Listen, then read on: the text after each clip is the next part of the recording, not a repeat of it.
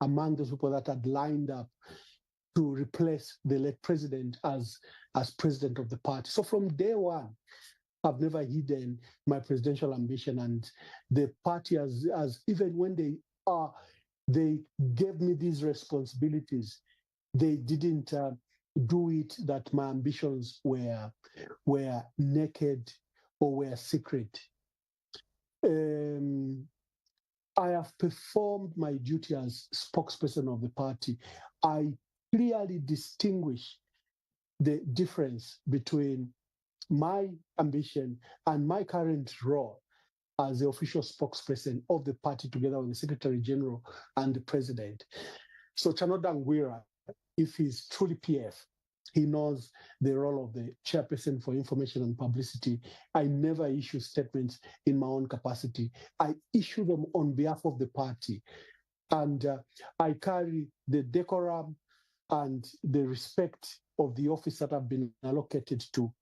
I don't impose my opinions, my wishes, or my views when I speak. So the likes of Mr. Chanoda Ngwira, if they know what Patriotic Front stands for and the party constitution, its practice and rules, that issue may not even arise. I have spoken while the president was alive, and even now that he has demised, to my knowledge, I remain a member of the Central Committee and the official spokesperson of the party. So are my ambition clouding my statement on this? Far from the truth. My statements can show from 2022, when this race began, that when I'm speaking in this capacity, I'm speaking on behalf of the party. The statements seem to be directed at individuals that have already begun to mobilize support ahead of the elections.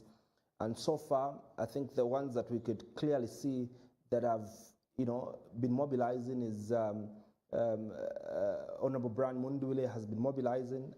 Comrade Joseph William Dolo from South Africa has been mobilizing online, and his presence has been felt right back here in Zambia, and a few. And so this, this message that was delivered felt like it was going directly to, these individuals that are mobilizing.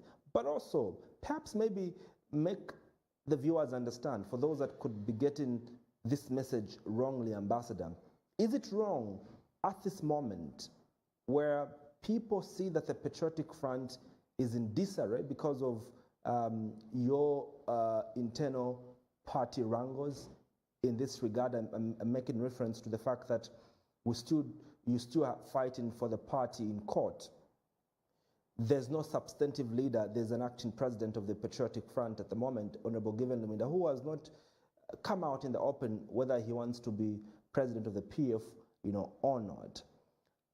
You don't think it's wise for those like you who have presidential ambitions to begin to sell themselves to the people as we wait, for the elections next year? The Patriotic Front is a very democratic party. We started by announcing the vacancy of, when we're seeking for leadership of the party.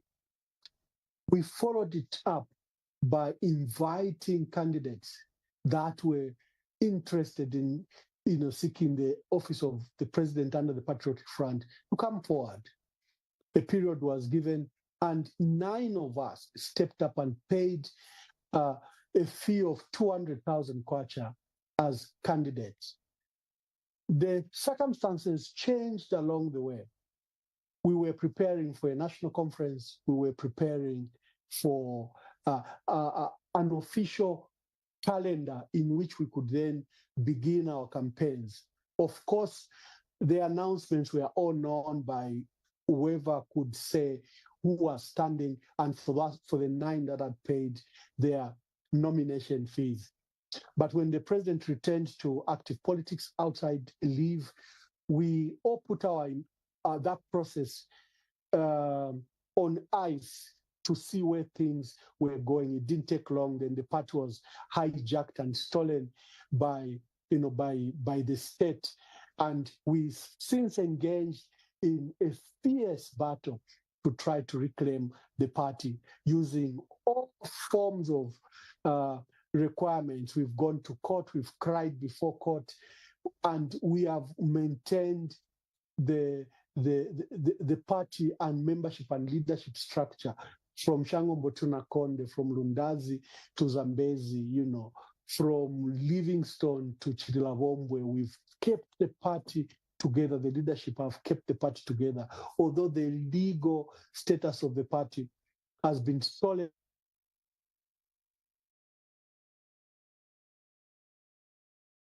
So when the party was stolen, we've kept the membership and leadership together. Those that have attempted to steal the party, like Robert Chavinga and President Hakainde Hichilema, still hold no sway or authority over our members. And we are pleased. We have prayed to the judiciary that this is the only legal way, safe way to keep the country together by allowing us to seek redress in the courts of law. The UPND and President Hakainde Hichilema have attempted to demonstrate that these are internal battles. They are not. They have stolen the party legal status, and they intend to do what we have seen in Tanzania, in Cameroon and other places where they are refusing using state power for the major opposition parties to participate in the role of the country, in the democratic process of the country. This threatens national peace. This threatens national security.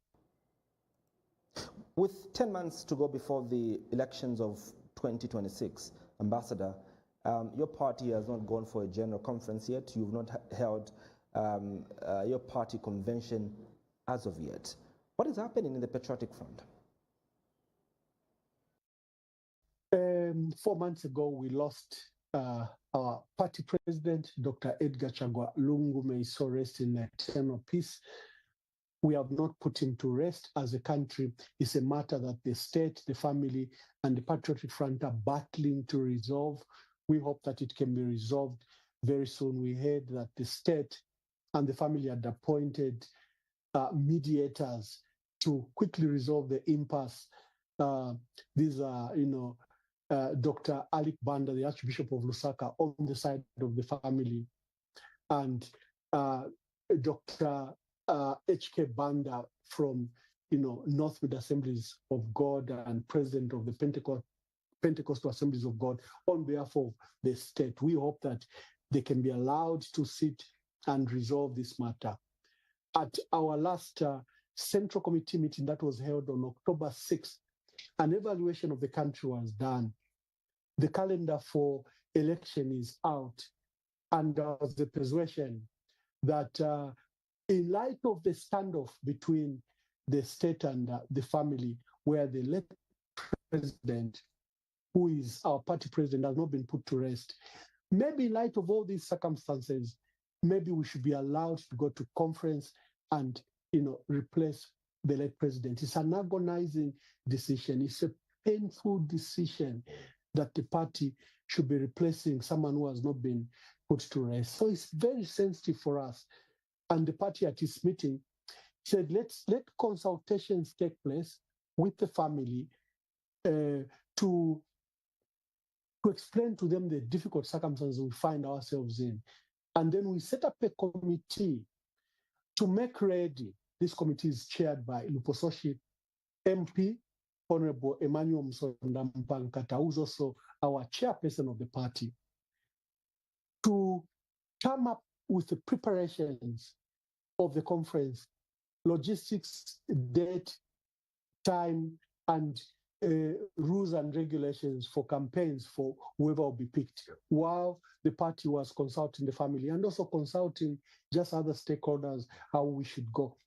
The Patriotic Front is a national institution. Other than the members and other than the leadership, there are many people interested in the welfare of the PF. You have seen many voices speak to us and speak to the country, to speak to President Hichilema, even with this current impasse where he's attempting to steal the party. So there's that period, and there's a report, consolidated report, being given to the Central Committee on Sunday to make further decisions Number one, other than the 9 candidates we know, we now hear, for example, that there are people like Honorable Given Lubinda, acting president, that there is Makebi Zulu, that there is Joseph Wheeler Mdolo, and the others that wish to participate beyond the 9 that are identified. The Central Committee has to make its decision and maybe open up the process, give a calendar, and we hope, as at our last resolution, that we could go to conference before the end of November. We hope that by Sunday we will know if we can go to conference before end of November. So the meeting on Sunday will make broad guidance to all these issues. Hence, we had to publicly state, and this was our second statement. The first statement was issued by our Secretary General, Rafael Nakachinda, who stopped all premature campaigns and all endorsements. He said, the time has not come. The calendar is not yet out. And let us wait for a formal process. We might be condemned for such a decision, but remember the reason we're in court is that the PF is a party of rules, it's a party of regulations, it's a party of the Constitution. If we abandon that, then we should even allow Chavinga to be president of PF. So then we are not a party of rules and regulations. We are a party that follows its constitution, its rules and regulations. And this fosters discipline. This promotes unity. At the moment, legally speaking, Chavinga still remains party president of Patriotic Front.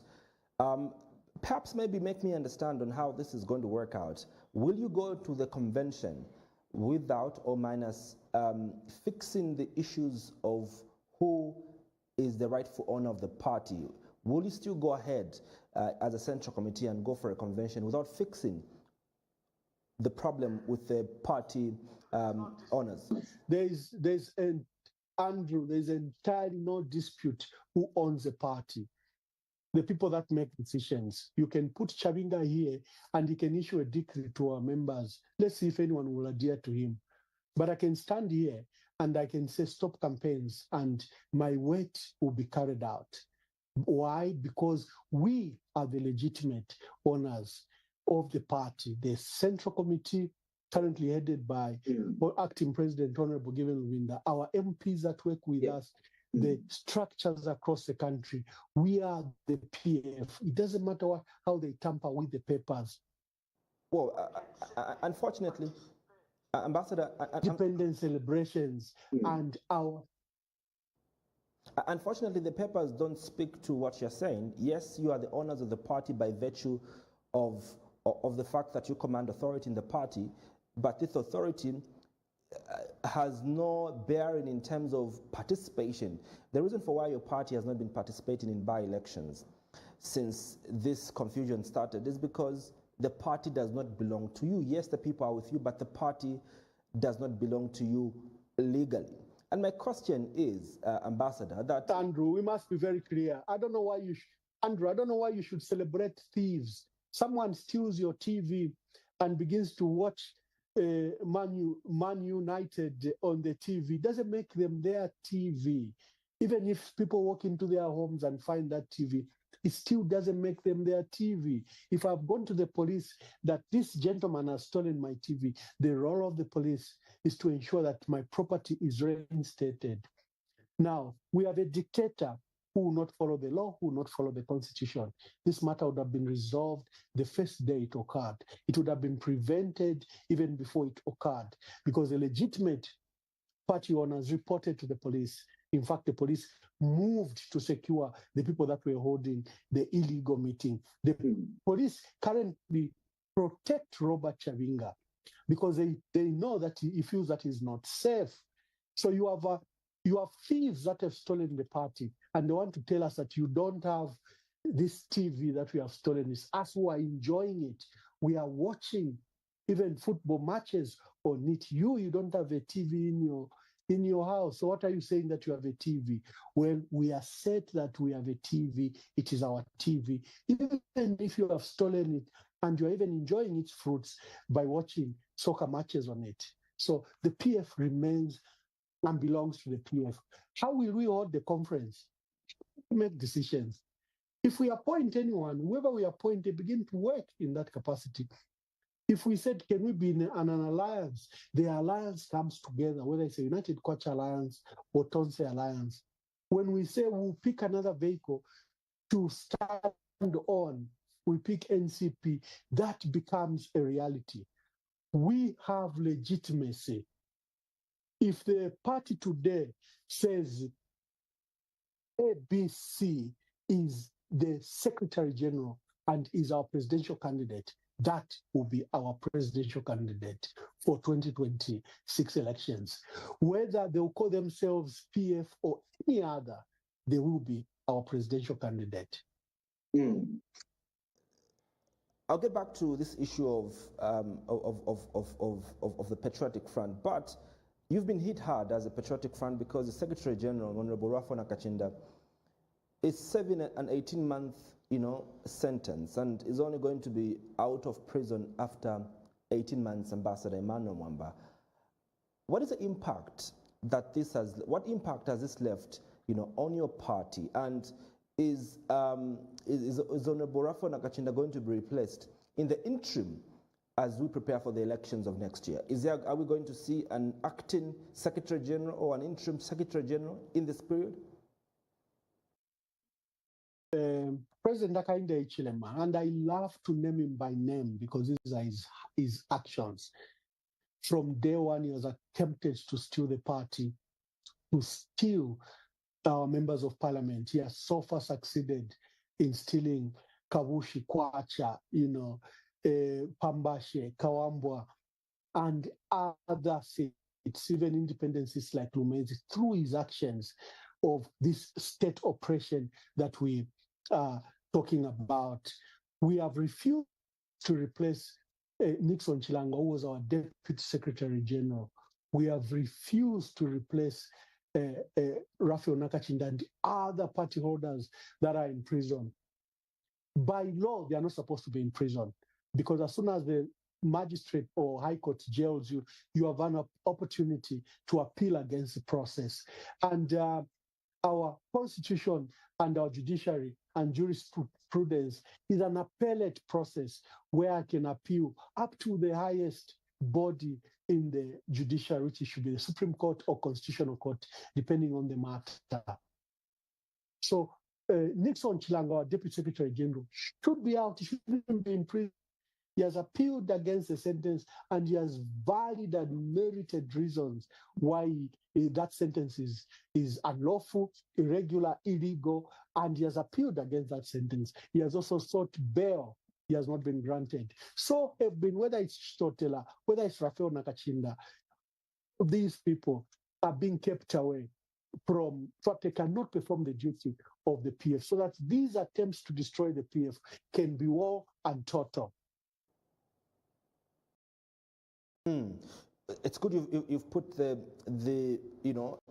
to bed, that Honorable Rafa Nakachinda will not be replaced as Secretary General of the party, because you believe as a party that they are in jail not because of the crimes they committed, but because of political persecution. But you also argue, yes, but you also argue, Ambassador, that the law that has been used to jail Nakachinda is an old law and doesn't exist. Can you explain on that? Yeah. President Hakainde Hichilema repealed this law in December 2022. The cases that are before court were all discontinued except the case of Raphael Nakachinda. Raphael Nakachinda was being convicted the first time in May 2024, 2 years after the case, after the law was repealed. Morally, the DPP must have discontinued these cases because the law was totally repealed. There's been an argument that hasn't been tested in our courts of law that Nakachinda was arrested on the old law, and therefore it can be allowed to go through the full term, like in this case, to conviction. This is the reason he had appealed to the High Court, that the High Court then could look at matters in perspective and He wasn't convicted after the law was repealed. He was convicted after the law was repealed. It wasn't before. As you know, President Hakainde Hichilema discontinued the law far earlier. Is it 2022 or 2023? But Nakachinda's first conviction came in May 2024. So we still hold that is they are using any means to put us in prison, even repealed and laws that no longer exist on our statutes. President Hakainde Hichilema recently appointed a 25-member technical committee to move across the country and collect views, over the constitutional, making process. Again, recently we did see the terms of reference that were made public, and all these terms of reference were speaking to Bill 7, and it's been very clear that the submissions that people are making are on the terms of reference that have been made public by the Secretary to the Cabinet. And the team is moving across at the moment. They're in 5 provinces.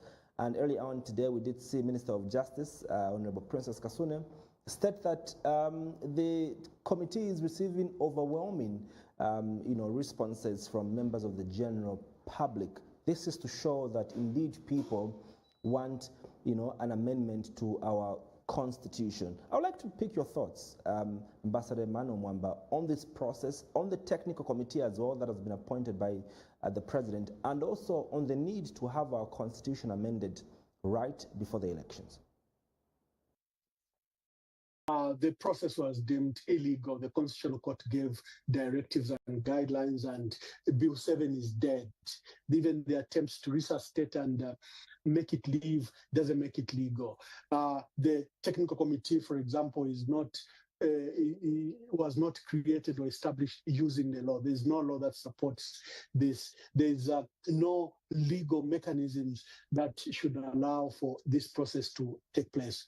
The Constitution Court guided, there's a manner in which you need to establish legal framework around the process. The pathway is not known.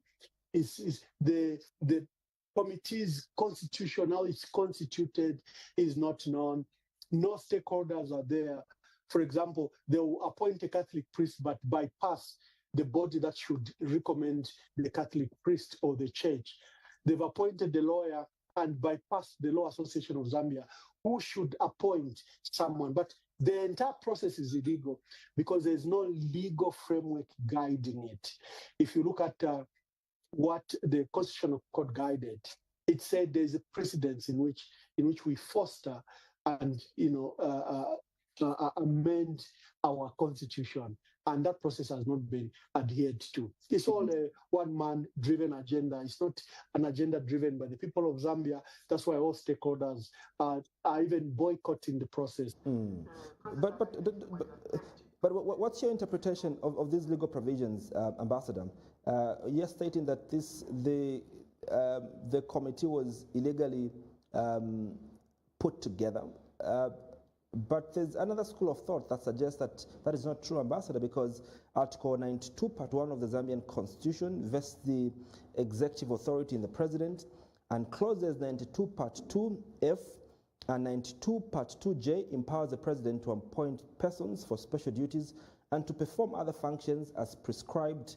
In other words, the President has every right to convene such a committee, like he convened this particular one. And so he relied on the provisions of the Constitution that gives him powers. Those are forced provisions, and it's an abuse of the powers of the President.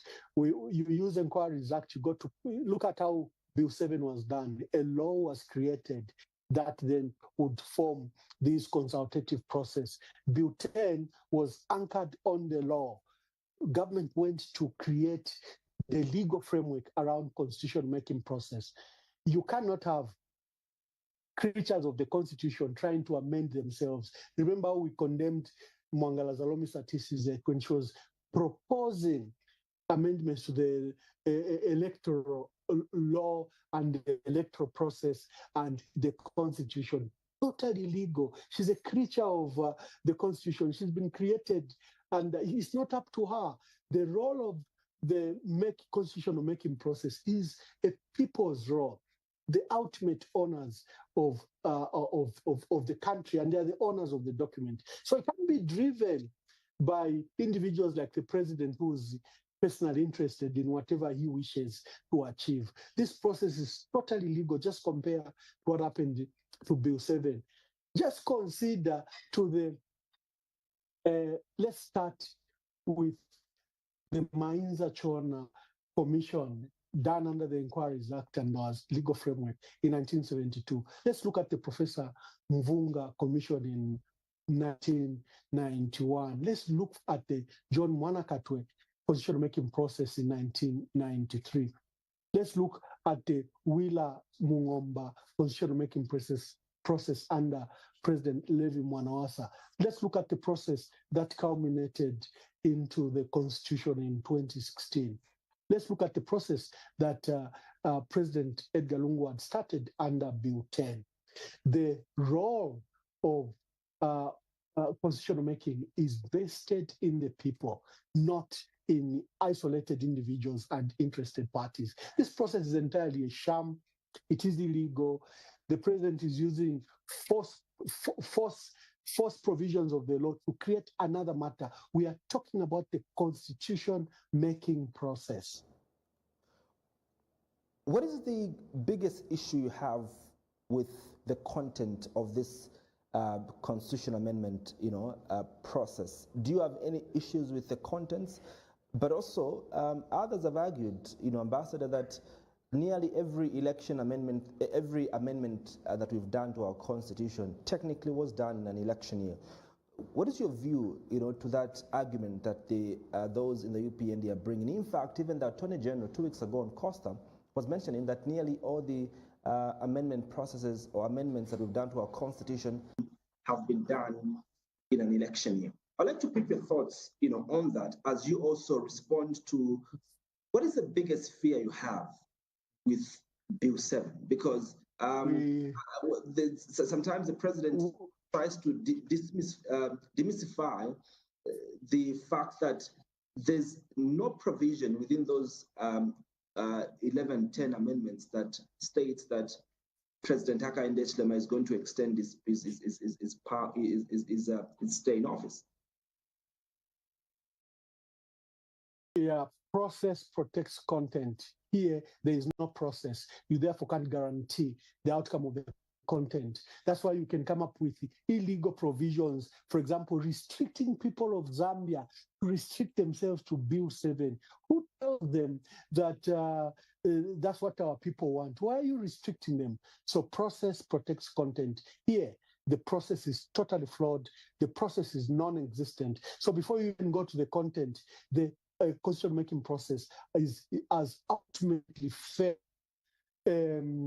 Why would you come up with provisions and a time calendar, fixed time calendar? This entire process must be completed within a period of 1 month. Ridiculous. So process protects content, and here on the content we have many concerns. First of all, who came up with those provisions? Who tells them that that's what the people of Zambia want to amend? Who says that the 13 proposals are the priorities or wishes of the people? That have other and their own priorities, and there's been no mechanism to allow our people to change. So you can see this is a straight-jacketed process to achieve political outcome. It is not about the people of Zambia. It's about President Hakainde Hichilema, how he wants to manipulate the electoral process before, after elections, how he wants to establish. When we say that he wants 1991 was a necessary 1991 was a necessary process arose to change the status of the constitution and the electoral system, where they wanted political parties to be to allow political process. Other political parties. If you look at the 2016 elections, Zambia is saying there are so much powers in the president. We want the election date known. From the day we go to elections, we need to know when we are going to have another election. We need a constitutional court created because the Supreme Court should be allowed.